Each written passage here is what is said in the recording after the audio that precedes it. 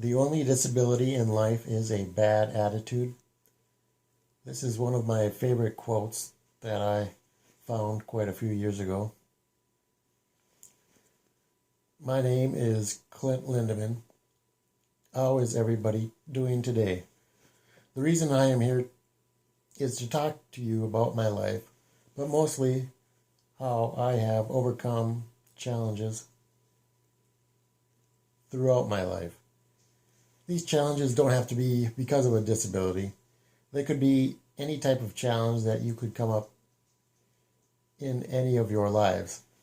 It could be a challenge in school, a difficult class, or getting along with different people in your class or school. Or it could be dealing with a disability such as I have. Today I will talk a little bit about my life before the accident. I will talk about the accident, and I will talk quite a bit about what I have done after my accident. Before my accident, I was your typical everyday North Dakota kid growing up. I grew up in Enderlin, North Dakota, which is about an hour southwest of Fargo. I grew up on a farm northwest of Enderlin with my family.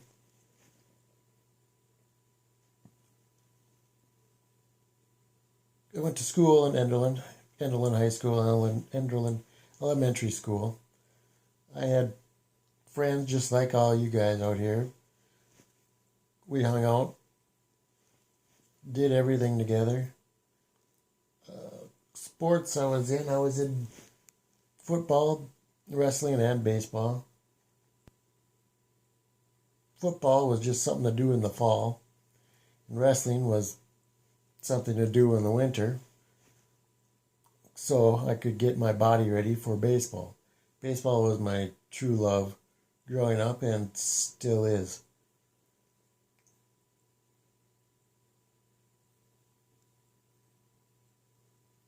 Another sport that I got into around 14 years old was hunting. I went out with my cousin a couple times bow hunting, and that's when I really got the itch for bow hunting and pretty much any type of hunting. My buddies and I would go out after school or before school duck hunting in the fall, and if we had a rifle tag, it would be deer hunt in the fall and late in the winter. And the spring would be all about baseball and fishing. The one thing about hunting is that hunting is what has got me into the position I am in now. That is how I had my accident. But I do not blame hunting or weapons, guns of any kind. I got injured in 1994, December 28th. It was after wrestling practice. It was during the Christmas break from high school. A couple buddies of mine and I decided to go chase some deer with our bows.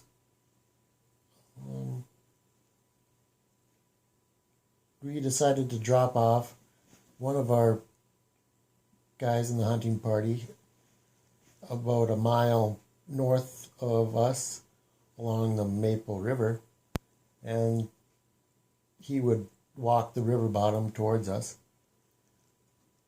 The guy who was walking the river towards us, had a .22 long rifle, and the other buddy and I both had our compound bows. It was a pretty typical day. There was deer running pretty much everywhere. The guy I was with and I didn't take any shots at deer. And just when we could see our buddy walking the river towards us, he was probably 100 yards away, or well, probably closer, probably around 75 yards away. And just as soon as I was about to get up, I was leaning against a tree stump to camouflage myself. I was just about to get up, and I noticed he was pointing the gun at something. And that's when I realized he was pointing at me. Just when I was about to say something, I heard the shot.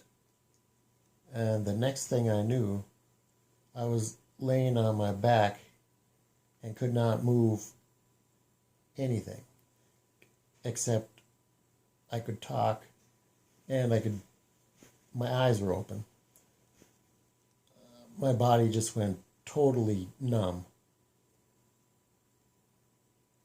Well, of course, there was panic right away. One friend came running up to me, asking me to move my legs and if I can do this, can I do that?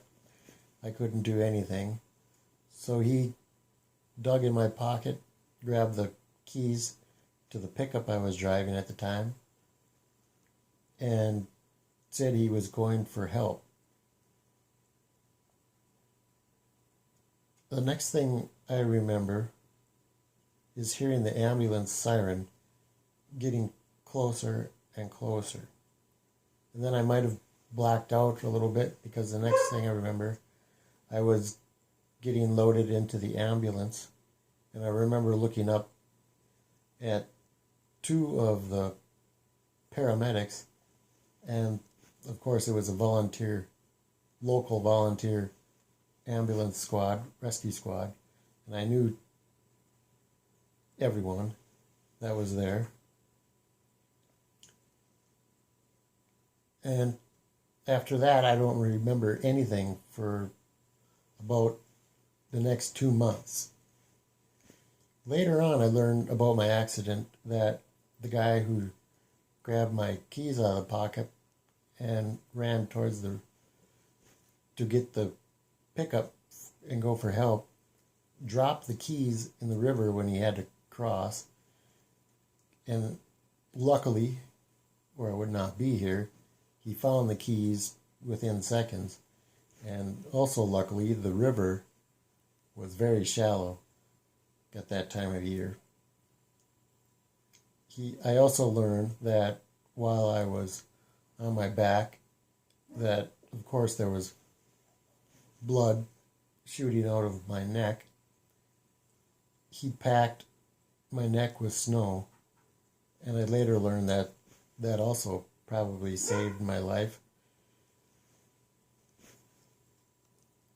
So back at the hospital, around, I would say, February sometime, I started figuring out that my life is going to be changed from now on. People were coming to see me, relatives and friends, pretty much every day. I was pretty busy every day with either physical therapy or occupational therapy, or just tests and medical stuff. I didn't realize how bad I was until one day the doctors told me and family to get everyone together. They were going to have a meeting with everyone to discuss my prognosis and what was going to happen for the rest of my stay in the hospital. That is the day that it really hit me that I was going to be paralyzed the rest of my life. They pretty much told me I was going to be a C4/5 quadriplegic, which means limited arm use, but I would have bicep use, no tricep use, no finger use, and everything below mid-chest would be paralyzed. But one good thing, I did not have to have a halo or any type of surgery, because when the bullet entered my neck, it got lodged in the vertebrae, and actually it's still there. They did not want to remove the bullet in case of doing more damage than had already taken place. A lot of people ask me, what does it feel like to be paralyzed? The best way I can describe it is the parts that I cannot feel. I can feel the inside of the skin, but cannot feel the outside. It is hard to explain. It kind of, where I cannot feel, it feels like you hit your funny bone. It is a numb, tingling feeling pretty much, well, always, constantly. Unless I'm sleeping, is the only time I don't feel the numbness. I remember going home from the first day after my hospital stay. It was pretty shocking and very eye-opening to see the house and how it had changed for wheelchair use. I remember thinking, this is the way it's going to be the rest of my life. They had to do quite a bit of remodeling in the house. My bedroom wasn't where it was before, and where my closet was turned into a bathroom, roll-in shower, everything usable for someone in a wheelchair. The one hardest thing after my accident to adjust to was learning to rely on people instead of doing it yourself. When you're young, 14, 15, well, whenever your life, you like to be as independent as possible. And when you're in the position I am in, or others like me, you must rely on others and depend on others for every type of task imaginable, from getting dressed in the morning, preparing food, cleaning, cooking, just about anything, driving. One of the highlights after was when I learned to feed myself. That was a big step in the process to realizing that I could overcome an obstacle. And you wouldn't think that would be a very big deal, but having someone help you eat doesn't make you feel very adequate or independent at all. There are quite a few things that helped me adjust. Of course, my family and friends, they've been behind me 100%. And the best thing was probably that spring when I got out of the hospital. The PT and OT people, physical therapy and occupational therapists, thought it would be a good thing for me to go to high school just for a couple of days to just get, welcome back and ease the transition which would take place in the next fall, so it wouldn't be such a big shock for others and myself. So that was a big deal. Another thing was when a friend of mine who coached Babe Ruth baseball, 13 to 15-year-olds, asked me to help coach during summer league. And I said, Sure, I don't know what I can do, but I'll be there. But when you learn how coaching, if you can explain it, if you can explain it, the athletes will be able to figure it out pretty easily. So that summer, it really affected me and realized that I could do pretty much anything I wanted to do except some physical things, but I could actually partake in events that I liked that I did before. Another huge step besides finishing high school was when I went to NDSU in the fall of '97. I had to learn to do a lot of things by myself at NDSU. There was help, of course, but just navigating around the campus, which is huge compared to other places that I had been, just learning how to get into each building, learning how to maneuver in and out of elevators, and just dealing with different students from everywhere, instructors. Every day, during the first day of class, I would have to go to the instructor and find out if I could get notes from them, or I would have to find a student in class that I could have them take notes for me. And also testing and studying, stuff like that. I would have to get the test from the instructor during regular class hours and go to a special building on campus where someone would help me take the test, doing the writing. And so I learned a lot going to NDSU. Another thing while I was going to NDSU that really helped me get back to feeling normal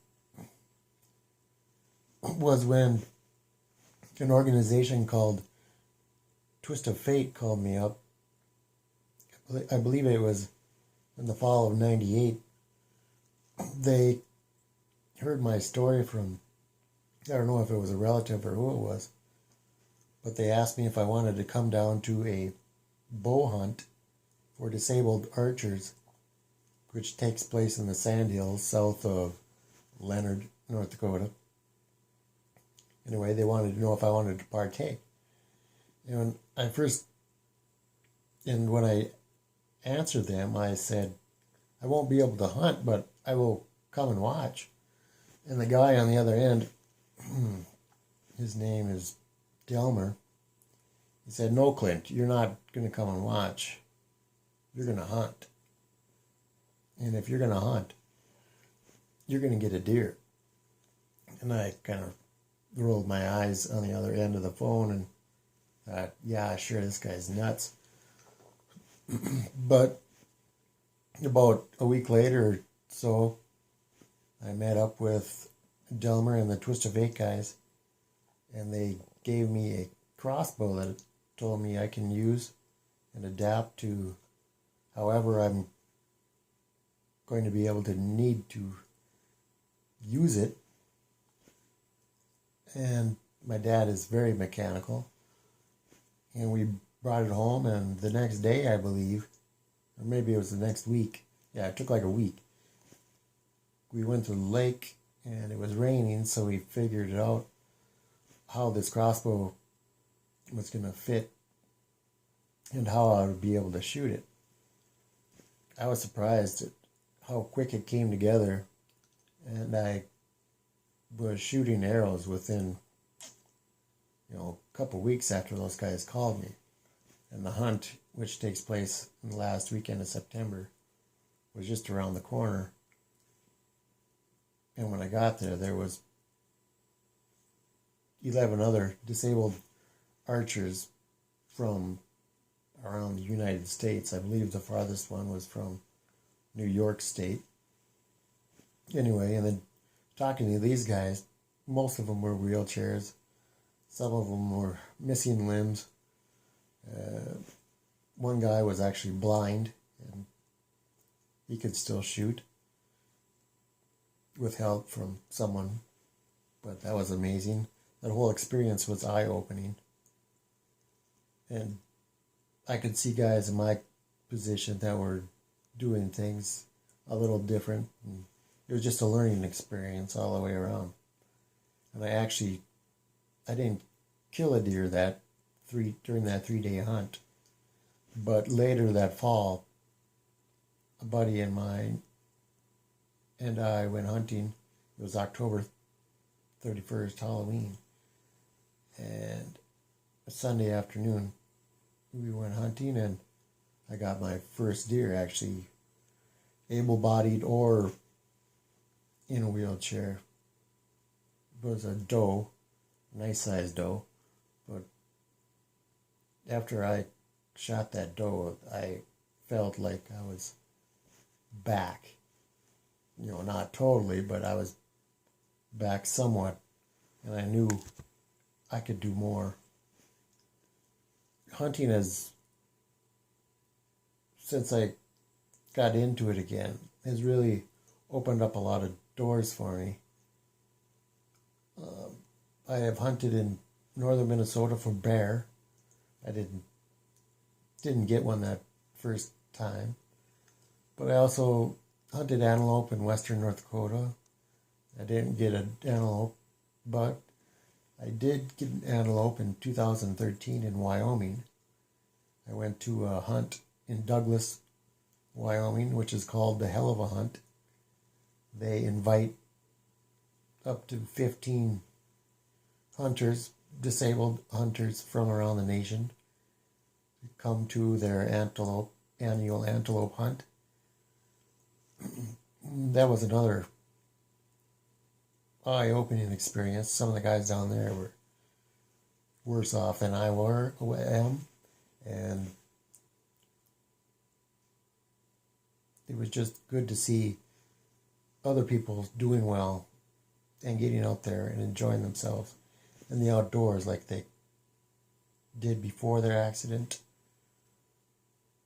or even before they realized, if they were born that way, they realized they can do more than what they have been doing. I also have a fishing equipment that hooks up to my chair with an electric reel. And I have done quite a bit with that. I'd like to do a lot more fishing than I have done, but that has opened new doors for me also. I have made a lot of friends on an outdoor website called Fishing Buddy that has made, I would think they should be, lifelong friendships. And before I close out, I would like to say one thing. One thing is that a lot of people always ask me, are you still friends with those other guys? I'd say, why? My answer would be, why wouldn't I be friends? I mean, it was an accident, totally. No one would try to do that to someone they knew. It was a pure accident, and in fact, I was in, the guy who shot me, I was in his wedding, and I was in the other guy's wedding also. We're still great friends to this day. So today I just talked a little bit about my life before the accident, talked about my accident, and after the accident. And that brings me back to that quote, the only disability in life is a bad attitude. You can take that quote and fit it to anything in your life, and you will be able to overcome. And with that, I will open it up to any questions.